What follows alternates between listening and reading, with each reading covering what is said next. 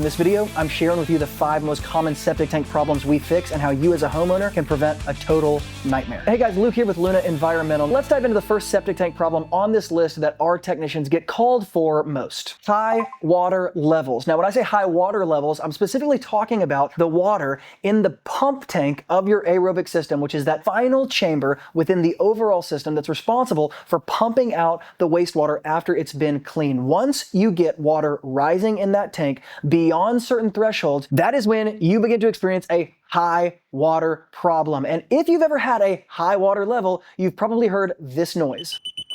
That alarm is called your high water alarm, and it's responsible for telling you that for whatever reason, your pump tank is not pumping out the water as it should. And before I tell you what causes this, let me give you the immediate fix to this problem. Stop using the water in your house. Now you might be wondering, why do I have high water levels in my aerobic septic system? And that brings me to my second most common problem that cause high water levels that our technicians see day to day, and that is dirty or clogged filters. Now it's important to understand that not every septic system has filters, but many do. And as you can imagine, when they get clogged, things move from chamber to chamber or even get pumped out slower because you're having to force wastewater through clogged filters. And what's required is to have those filters cleaned. Now, as you might imagine, cleaning the clogged filters is not the hardest job in the world, but diagnosing which filters need to be cleaned, how much, where they're located, getting the tools to be able to extract them from the septic system underground in the first place, that actually gets a lot more technical, and it's part of why it's so necessary to have it inspected on a regular basis, either as you, the homeowner, doing the inspection, or an actual professional septic technician taking a look. Because at the end of the day, even things that are simple like a clogged filter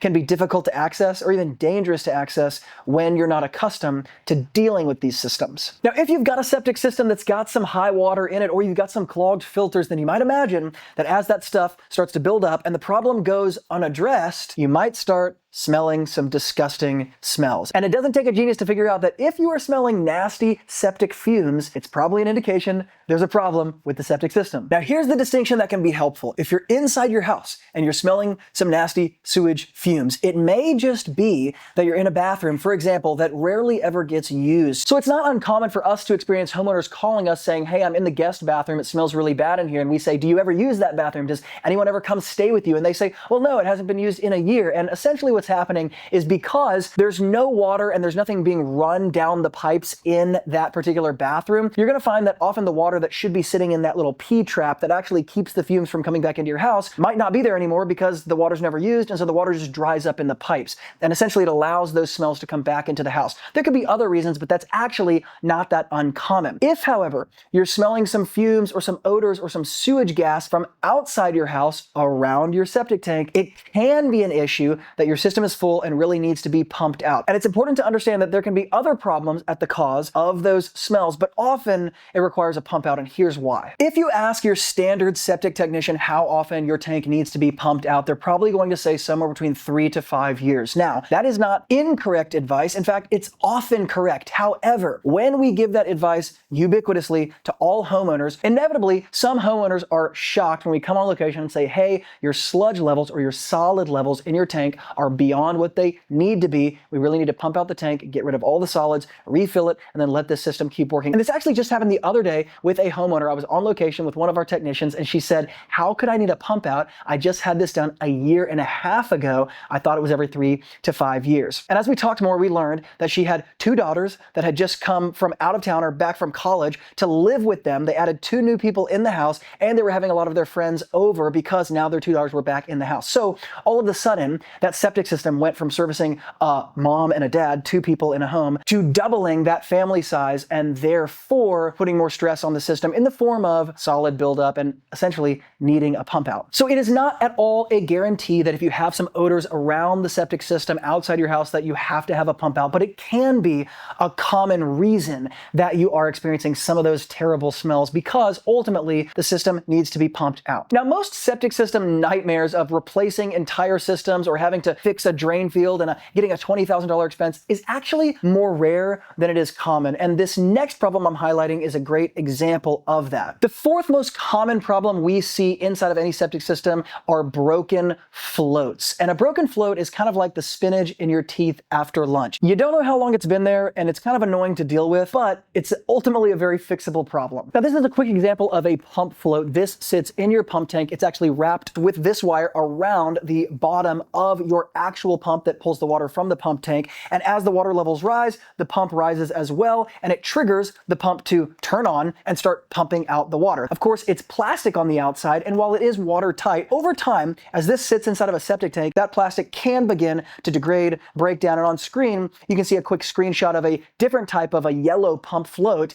that has the entire bottom piece of the plastic missing. This is a great example of when we were on location trying to diagnose why the pump was not turning on when the water levels rose. And it was because this pump was broken. And so as it rose with the water, it didn't indicate to the system that it needed to start pumping things out, resulting in high water levels. Ultimately, it's like I said, it can be kind of an annoying problem to deal with as a homeowner because you're going to have to pull the whole pump out. You're going to have to rewrap the wire around the proper placing on your pump, make sure the other pump floats are working, ensure that this float is working after you install it. And frankly, it's kind of a nasty job, but it's ultimately a very fixable problem, and it keeps your system working properly. Now, I've given you 4 of the most common problems we see so far, and for many of them, it's easier to have a proper septic technician actually fix it for you. But the 5th one is undoubtedly one of the most common things we run into day to day, and one of the most controllable and fixable for the homeowner, and it's something that we call hydro overloading the system. Now, this word hydro overloading is really just a fancy way of saying you're putting too much water into the system at one time, and it's causing the water levels in the primary tank, for example, to rise really quickly and eventually spill over this little separating wall that separates the first chamber from the second chamber, which ultimately causes solids that are not yet broken down to spill into downstream chambers of the septic system, and those downstream chambers are not actually designed to be able to take those solids. Now, the good news is the simple fix as a homeowner to this problem is to most of the time just slow down or stop your water usage for a small period of time, 2, 3, maybe 4 hours before you resume, and often the system will actually just correct itself, assuming not a bunch of damage has been done and it hasn't been going on for forever. As you eliminate the water usage, it allows water levels to come down, things will stabilize, and then you can resume. Now, whether we like it or not, when we're on an aerobic septic system, especially like we are here in Central Texas, at the end of the day, we're not attached to city, and we do have to be mindful about how much water we're using, how much laundry we're doing, how many dishes we're doing, how many showers we're taking at one time, and even how many people are in our house pushing all that water down the drain. Now, let's zoom out for just a second. High water levels, dirty filters, bad odors, broken floats, and hydro overloading. What do we find all of these problems have in common? Normally,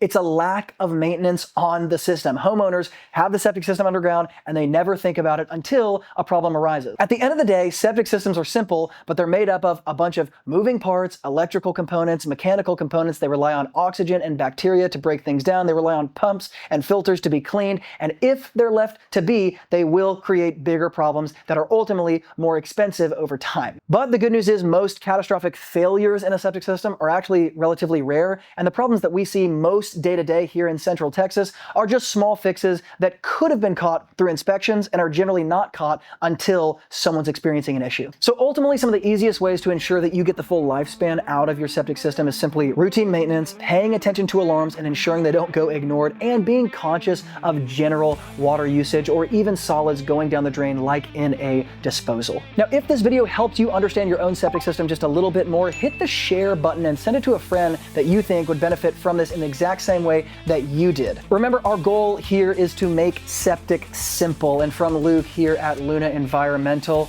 I'll see you guys in the next video.